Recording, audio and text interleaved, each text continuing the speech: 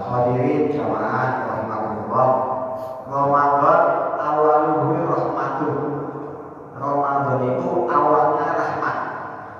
Wa wasfuhu maghfiratun, tengah-tengahnya maghfirah. Wa akhiruhu rizqun minan nar, dan akhirnya itu pembebasan dari neraka. 10 hari pertama atau sepertiga yang pertama dari bulan Ramadan adalah hari-hari yang penuh dengan rahmatnya Allah Subhanahu wa Ta'ala. Karena rahmat semuanya dapat. Karena rahmat semuanya dapat. Mesti kami dapat 10 hari pertama. Dari yang kita dewasa, yang bapak-bapak, yang ibu-ibu, yang anak-anak, bahkan yang kita belum tahu apa-apa aja, datang ke masjid Ramadan, hawanya senang. Semua mendapatkan cipratan rahmatnya Allah Subhanahu wa Ta'ala. Karena memang rahmat Allah itu meliputi segala sesuatu. Ya jangankan yang muslim, jangankan yang mukmin, dengan Ramadan pun yang non muslim mendapatkan cipratan rahmat berupa rezeki yang banyak, kesenangan yang banyak, apabila jajan banyak dan sebagainya, minuman banyak, dan mendapatkan rahmat Allah. Karena wasiat rahmati kulla syai', karena Allah rahmatku itu meliputi segala sesuatu. Maka semuanya kena tuh, semua orang kena. Awal Ramadan sepertiga yang pertama, tapi wawastuhu maghfiratun, sepertiga yang kedua itu maghfirah, pengampunan Allah. Semua orang dapat pengampunan ya? Hah? Ayatnya Allah kalau berbicara tentang pengampunan biasanya yaghfiru liman yasha, yaghfiru mengampuni siapa Allah, liman kepada orang yasha yang dikehendaki oleh Allah. Berarti ada yang tidak dikehendaki ya? Ada kan? Maka tidak semua yang mendapatkan rahmat itu mendapatkan pengampunan Allah Subhanahu wa Ta'ala. Mulai pilihan tuh, mulai diselektif. Dari yang waktunya semua mendapatkan rahmat Allah, dari yang mendapatkan rahmat Allah ada yang mendapatkan pengampunan Allah. Ada itu 10 hari yang kedua, sebagaimana sekarang kita ada di posisi 10 hari yang kedua. Bertahan sampai nanti 10 hari yang terakhir, wa akhiruhu rizqun minan nar, dan 10 hari yang terakhir atau sepertiga yang terakhir, sepertiga adalah hari-hari di mana Allah Subhanahu wa Ta'ala rizqun minan nar, membebaskan hambanya dari nerakanya Allah Subhanahu wa Ta'ala. Ternyata tidak semua yang diampuni pun mendapatkan kebebasan dari nerakanya Allah Subhanahu wa Ta'ala. Bukan berarti nggak surga, surga mungkin, nah itu menang, tapi artinya masuk neraka dulu baru masuk surga. Ya orang yang disebut minantar tanpa melalui neraka masuk surganya Allah Subhanahu wa Ta'ala. Kan begitu. Sepertiga dari umat Rasulullah itu yang khuluna jannata bighairi hisab. Sepertiga dari umatnya Kanjeng Rasul itu masuk surga tanpa dihisab. Kan begitu. Tanpa hisab. Kalau dikorelasikan dengan ayat ini sepertiganya di neraka, hadis ini sepertiganya mungkin di neraka, sepertiganya masuk neraka dulu baru masuk surga, sepertiganya bebas dari neraka langsung masuk surganya Allah Subhanahu wa Ta'ala. Kenapa? Karena disebut minantar. Nah begitu. Artinya kita berdoa kepada Allah Subhanahu wa Ta'ala semoga diberikan kekuatan lahir batin untuk bisa selesai sampai akhir Ramadan puasanya. Dan yang belum? Nah, belum ya? Saya puasanya belum. Tapi kalau terawihnya udah. Terawihnya semalam saya 8. Kemarin malam Jumat pakai nggak terawih. Sebelumnya juga pas malam Selasa terawih nggak sampai mikir. Nah itu kok bisa? Supaya enggak. Karena kita punya ilmu. Kalau nanti sama langsung terus nggak tanpa betul nanti dikira wajib. Maksudnya nggak boleh sampai nanti menjadi kewajiban. Jadi kalau memang lagi nggak kuat, ya udah kan begitu, kan itu bukan wajib. Nanti kalau akan dipaksakan semuanya keluar nggak kuat, berjaga kita nggak enak, nanti ada seakan-akan beban pada diri kita. Tarawih itu jadi wajib. Ini konstitusi ilmu, bukan masalah semangat atau nggak semangatnya. Supaya orang itu tahu, bukan intinya Rasulullah itu waktu awal balik sholat di luar, maksudnya bukan di rumah Rasulullah. Masih begitu yang sholat berapa pada berikut Rasulullah hanya dari sholat, nggak jadi berjamaah. Karena Rasulullah takut nanti dikira sholat tarawih ini wajib. Ya Rasulullah itu ada dalam secara motivasi, tapi juga konstitusi hukum itu harus tahu bahwa itu bukan perkara yang wajib. Tapi dengan pasal itu tidak boleh dan itu artinya kalau memang kondisinya tidak memungkinkan, ya jangan dipaksakan, kan begitu. Karena walaupun bagaimana kita termotivasi untuk mengisi Ramadan, konstitusi hukum yang tetap harus kita pada faktornya, pada baginya bahwa itu sunnah, kan begitu maksudnya. Nanti sampai saya mau semangat, pokoknya saya harus mengisi bulan Ramadan, dipaksakan. Begitu misalkan sampai akhirnya mabuk bagian diri kita, ya nggak boleh hubungan dan sebagainya. Ya kan bagus kalau memang tahu, tapi kan konstitusinya nanti jadi wajib. Padahal nanti kalau kita kasih surat taufik, nggak boleh mewajibkan perkara yang bukan wajib. Bagaimana nggak boleh menghalalkan yang halal atau menghalalkan yang halal. Dan begitu yang sunnah ya sunnah, yang wajib ya wajib. Nah itu perkaranya di situ. Jadi tapi begitu artinya konsekuensi begitu. Nah itu, nah itu 10 ya, terakhir itu 10 kita.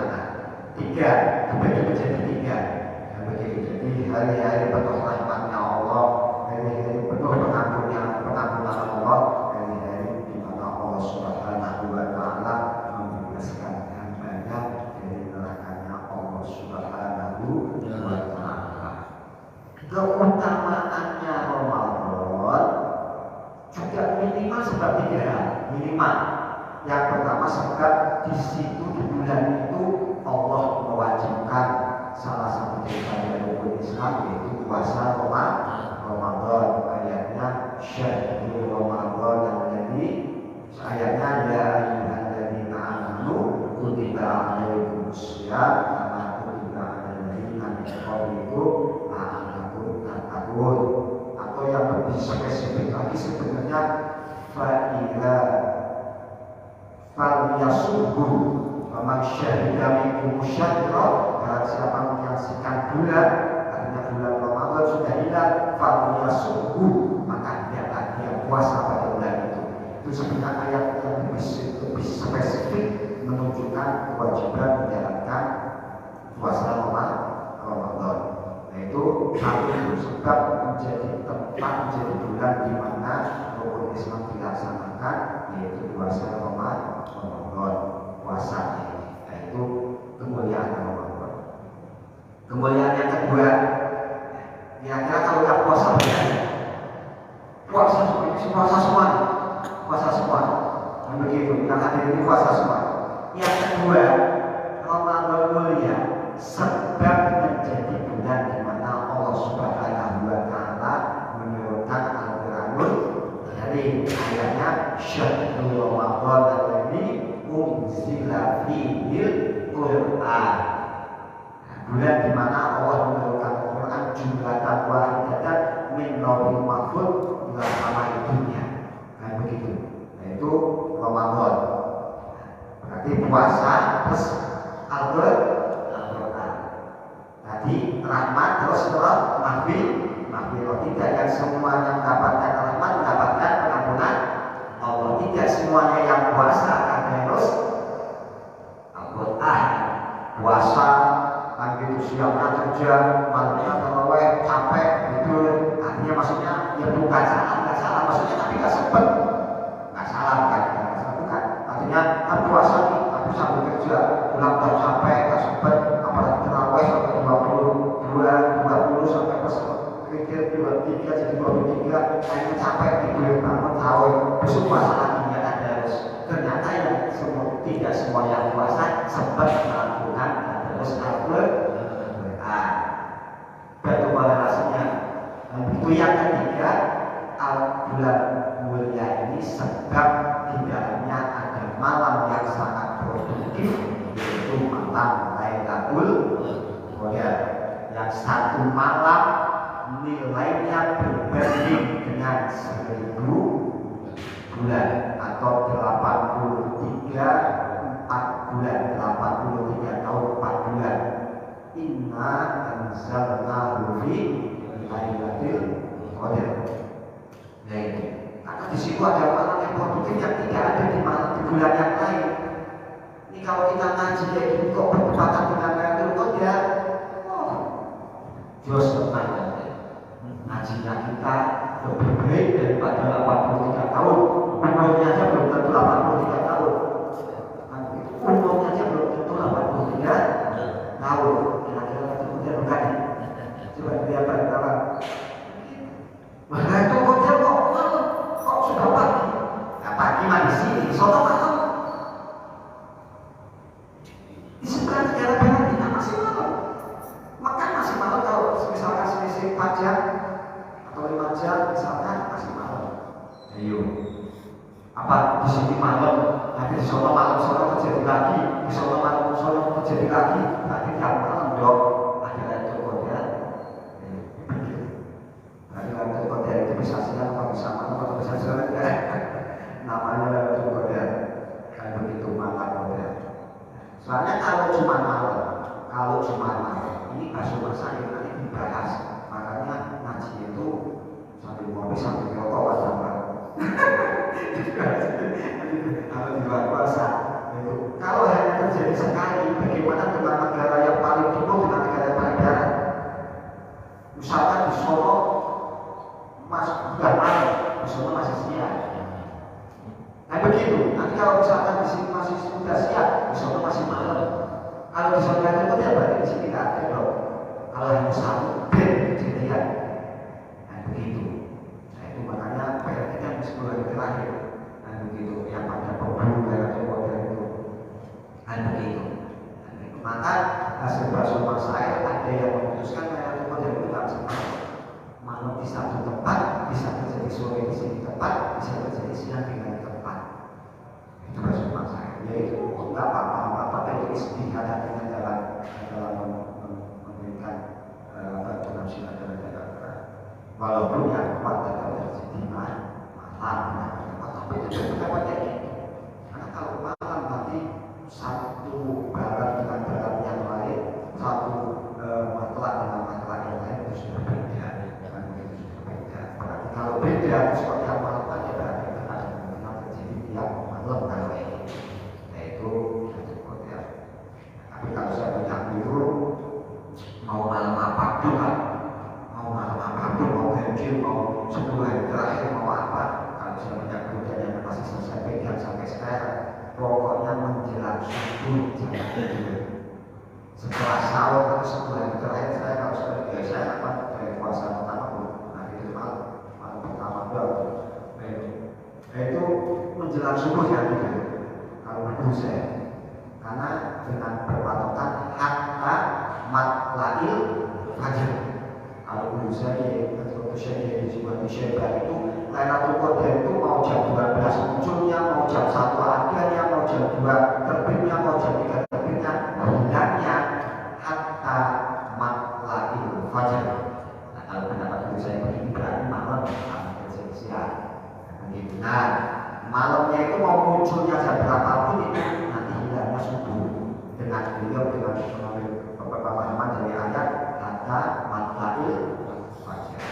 Nah begitu. Jadi sebelum subuh itu nanti kalau subuh ya murah. Nanti kalau menggunakan itu malam kan itu lagi ya. Nah itu di situ adanya di Ramadan. Saya Ramadan nggak ada. Inilah negara yang menjadi Ramadan begitu istimewa, begitu mulia bagi kita umatnya Rasulullah Sallallahu Alaihi Wasallam. Yang tadi puasa, yang tadi terus kira-kira semua mendapatkan Lailatul Qadar nggak? Misalkan ini kita puasa semua.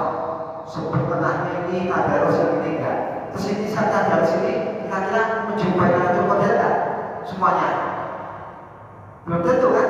Satu dua orang mungkin pas dia lagi mujahadah, lagi pikiran ada ketemu, tapi ada video pas Lailatul Qadar datang ada video. Pilihan lagi kan? Tadi semua orang mendapatkan rahmat, tidak semua orang mendapatkan pengampunan. Semua yang mendapatkan pengampunan belum tentu bebas dari neraka. Yang puasa belum tentu tadarus. Yang tadarus juga mau tapi terus giliran Lailatul Qadar belum tentu kamu juga.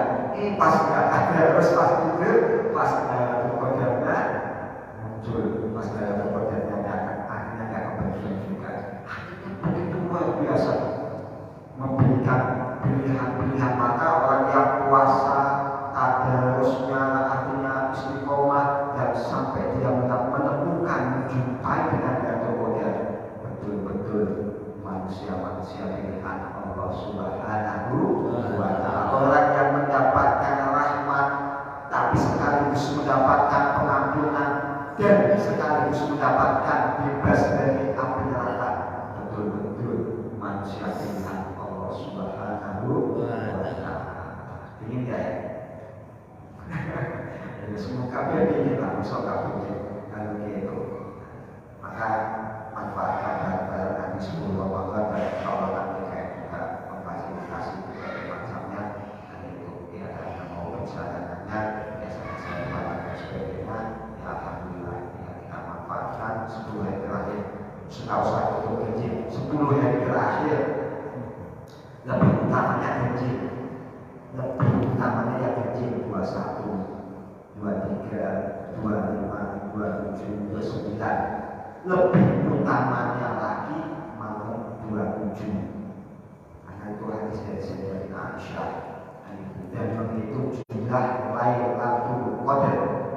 Lailatul Qadar itu jumlahnya 9. Menurutnya kalau dijumlah di sini ayat Inna Anzalna disebutkan 3 kali.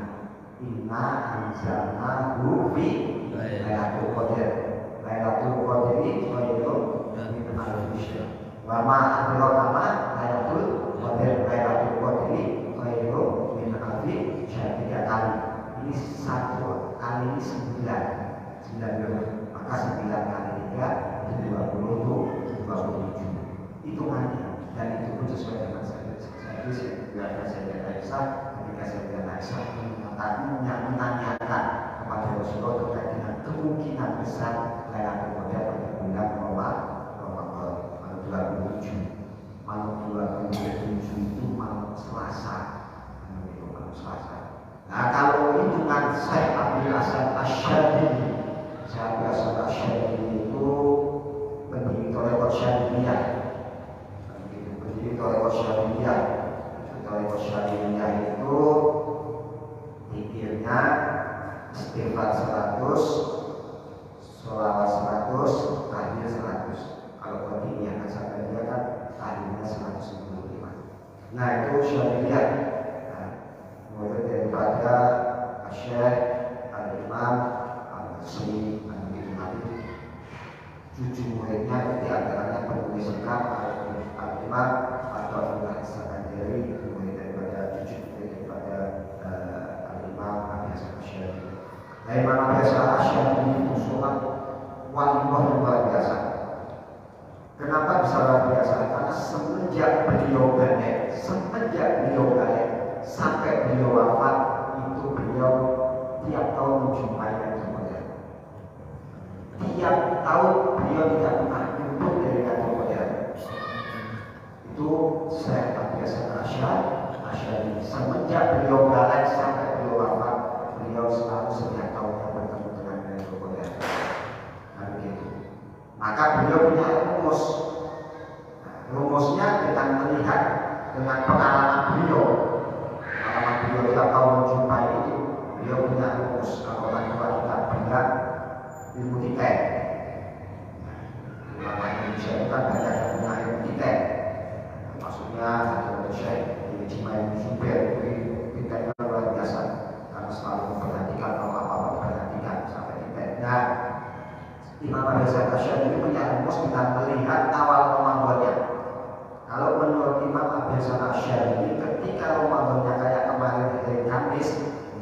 maka Lailatul Qadar akan jatuh pada tanggal 25 itu malam apa?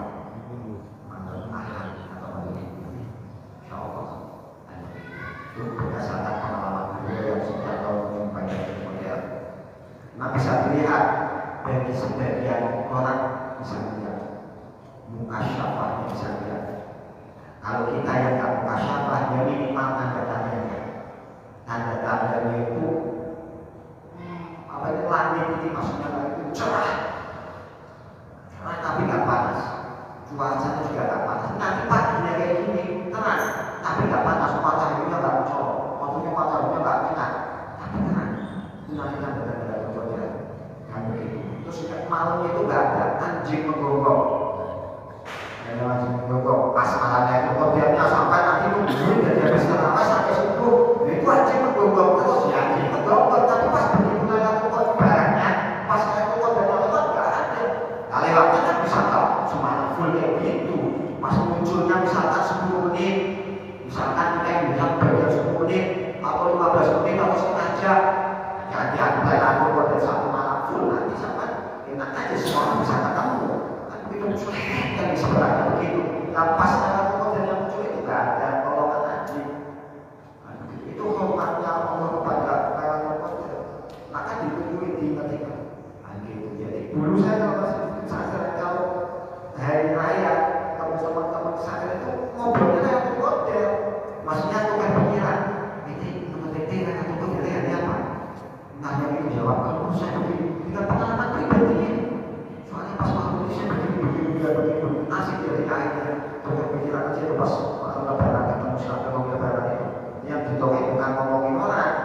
Udah puasa capek-capek 1 bulan potong lebaran silaturahmi yang diomongin hibah orang, fitnah orang, namimah orang, capek juga puasa. Kumpul ini tukar pengalaman spiritual.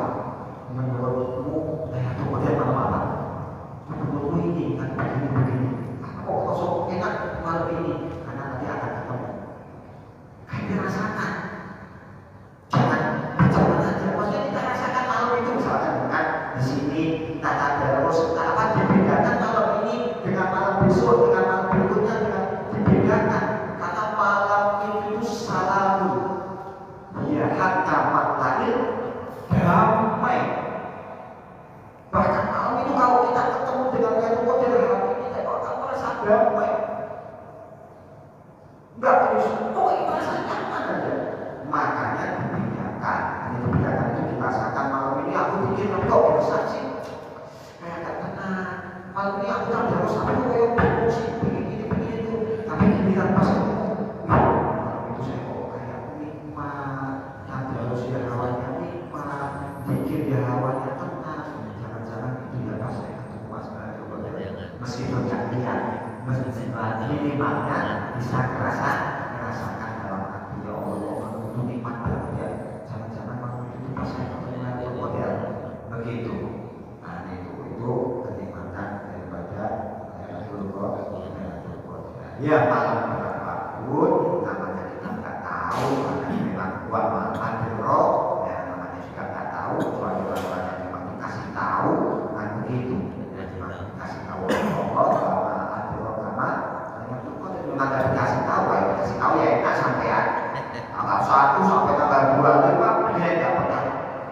Tadi harus nggak pernah beda bilang dikasih tahu nanti ini malam Lailatul Qadar. Bukan ya udah malam itu ketemu 1000 bulan. Ya makanya dirahasiakan supaya kita nanti supaya kita terloga, supaya kita ya semangat menggapai malam Lailatul Qadar tersebut. Jadi keistimewaan Ramadan. Jadi ada orang yang berpuasa tapi tidak sempat, ada yang puasa dia ada sempat tapi ada orang yang tidak berjumpa dengan Lailatul Qadar. Tapi ada yang ketiga-tiganya betul-betul pilihan Allah. Kalau ini betul-betul semuanya sudah bisa kita dapatkan, maka pantas ketika kita mendapatkan apa yang dijanjikan Allah, yaitu man-shoma Ramadhana imanan wa ihtisaban ghufira lahu ma taqaddama min dhanbihi. imanan wa ihtisaban ghufira lahu ma taqaddama min dhanbihi.